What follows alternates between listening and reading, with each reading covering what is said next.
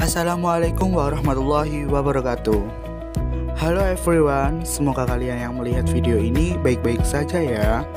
Ada pepatah nih yang pernah mengatakan tak kenal maka tak sayang. Berarti di sini aku perkenalkan dulu ya.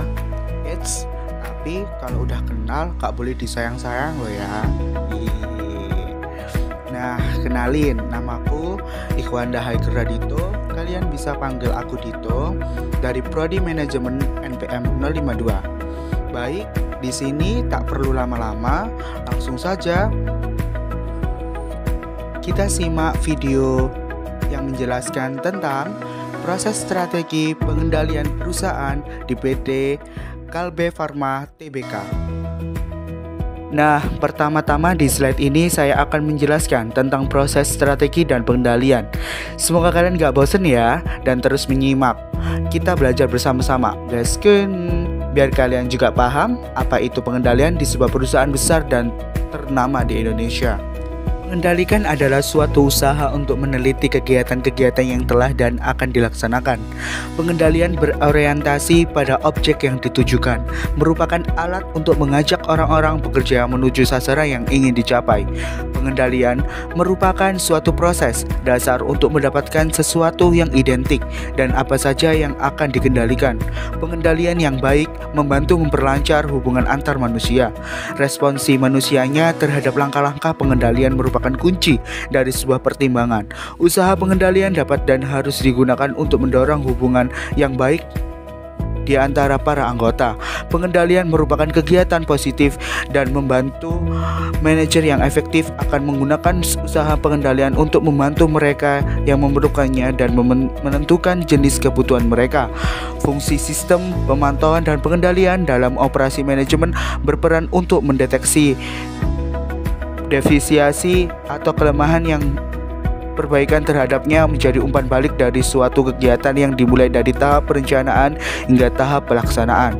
Hal yang dicakup dalam fungsi pengawasan adalah menciptakan standar atau kriteria, membandingkan hasil monitoring dengan standar, melakukan perbaikan atas defisiasi, atas penyimpangan, merevisi dan menyesuaikan metode pengendalian sebagai respon atas hasil pengendalian dan perubahan kondisi, serta mengkomunikasikan dan penyesuaian tersebut ke seluruh proses manajemen.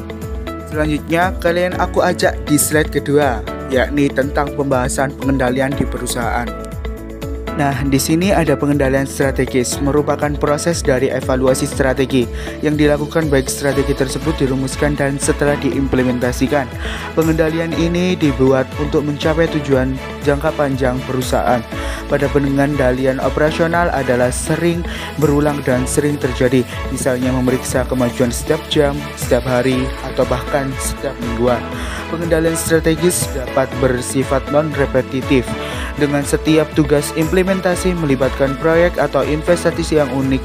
Jadi ada sedikit pembelajaran dibutuhkan. Disiplin operasional untuk memastikan bahwa prosedur pengendalian diterapkan secara sistematis dalam hal aspek kontrol rutin. Ada 4 kontrol di pembahasan pengendalian di perusahaan.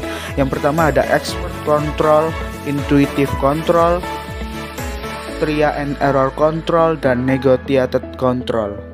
Nah, udah sampai slide penjelasan yang ketiga nih. Pasti gak asing orang bekerja dengan kata-kata resiko manajemen kerja. Kalian di sini harus paham tentang resiko. Aku jelasin ya. Nah, di sini ada manajemen resiko. Manajemen resiko adalah topik besar dalam diri manajer, tetapi penting untuk memikirkan bagaimana isu-isu praktis dari implementasi strategi dapat memasukkan beberapa pertimbangan resiko. Ada 6 aspek resiko yang sangat relevan dengan strategi operasi. Yang pertama ada dinamika pemantauan dan pengendalian. Yang kedua ada resiko kinerja pasar dan operasi menjadi tidak seimbang. Dan yang selanjutnya ada perbedaan antara resiko murni dan resiko spekulatif. Yang keempat ada pengendalian resiko melalui pencegahan, mitigasi, dan pemulihan. Resiko yang kelima, resiko biaya penyesuaian. Dan yang terakhir, resiko interference. Di atas sudah saya jelasin untuk resiko yang ada. Sekarang aku pasti jelasin nih cara mengendalikan resiko yang baik dan benar menurut ahli. Di sini ada 3 untuk mengendalikan resiko dengan baik. Struktur sederhana untuk menggambarkan mekanisme generik untuk mengendalikan resiko.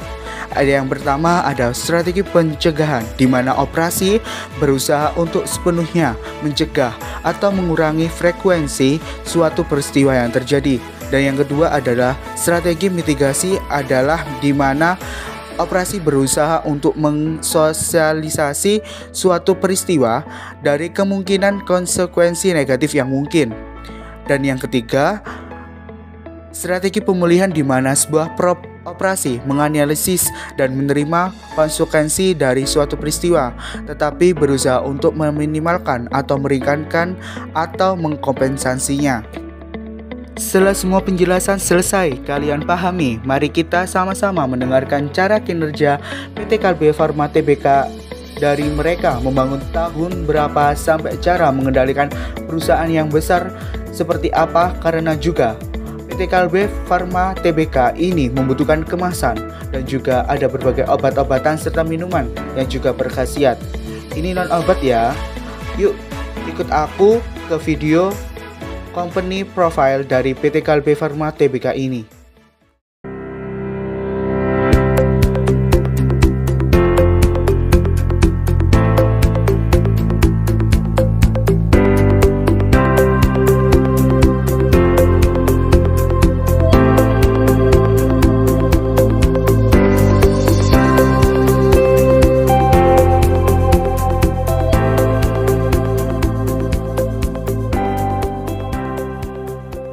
Selama dari 40 tahun sejarah perseroan, pengembangan usaha telah gencar dilakukan melalui akuisisi strategis terhadap perusahaan-perusahaan farmasi lainnya, membangun merek-merek produk yang unggul, dan menjangkau pasar internasional dalam rangka transformasi Kalbe menjadi perusahaan produk kesehatan serta nutrisi yang terintegrasi dengan daya inovasi, strategi pemasaran, pengembangan merek, distribusi, kekuatan keuangan, keahlian riset, dan pengembangan serta produksi yang sulit ditandingi dalam mewujudkan misinya untuk meningkatkan kesehatan untuk kehidupan yang lebih baik lagi.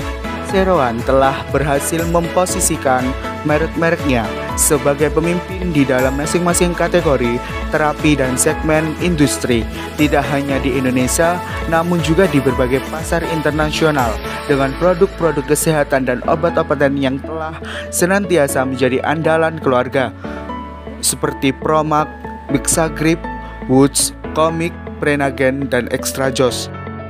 Lebih jauh, pembinaan dan pengembangan aliansi dengan mitra kerja internasional telah mendorong pengembangan usaha Kalbe di pasar internasional dan partisipasi dalam proyek-proyek riset dan pengembangan yang farmasi, termasuk riset sel punca dan kanker. Pelaksanaan konsolidasi grup pada tahun 2005 telah memperkuat kemampuan produksi, pemasaran dan keuangan perseroan sehingga meningkatkan kapabilitas dalam rangka memperluas usaha Kalbe baik di tingkat lokal maupun internasional. Saat ini Kalbe adalah salah satu perusahaan farmasi terbesar di Asia Tenggara yang sahamnya telah dicatat di Bursa Efek dengan nilai kapabilitas pasar di atas 1 miliar US dollar dan penjualan melebihi 7 triliun. Posisi kas yang sangat baik dan ini juga memberikan fleksibilitas yang luas dalam pengembangan usaha Kalbe di masa mendatang. PT Kalbe Farma terbagi menjadi 3 divisi, yaitu divisi farmasi yang dikelola oleh anak perusahaan Kalbe Farma seperti Dankos, Inogen Kalbiotex, divisi makanan yang dikelola oleh PT Sanghyang Perkasa, PT Helios, dan divisi kemasan packaging yang dikelola oleh perusahaan seperti Kageo Igar Jaya, PT Avesta Konvensional, dan lain sebagainya.